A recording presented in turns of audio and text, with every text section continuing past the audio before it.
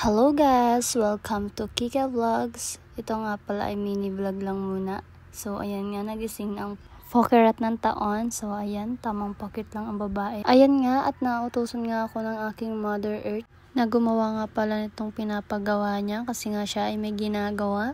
Ayan, tamang ikot ng Cinderella. So ayun nga pala, sibuyas na panakot sa aswang at kamatis nga pala na pampaganda ng kutis. Ayan, nahulog. Katihan kasi itong babaeng ito. Ayan, tamang hanap tuloy ng sibuyas. Medyo natagalan nga pala ako dito sa paghahanap ng sibuyas at di ko alam kung saan nga pala ito nahulog.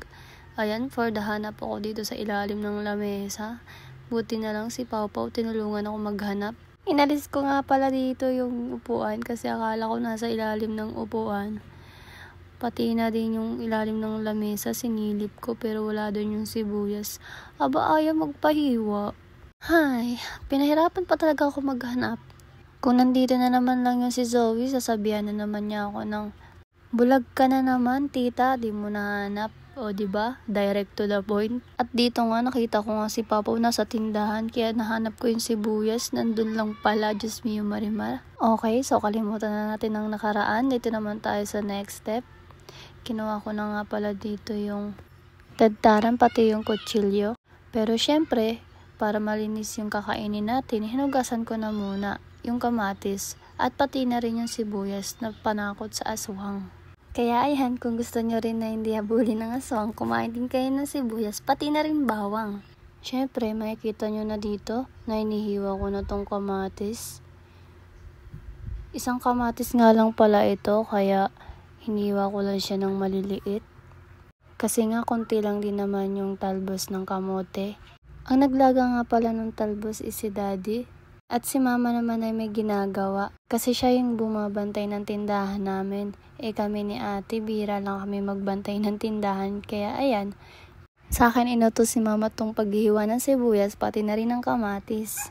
Huwag nyo nalang pansinin ang aking pesla kasi napaka-haggard ng person. Kamagamaga, ganyan ang mukha.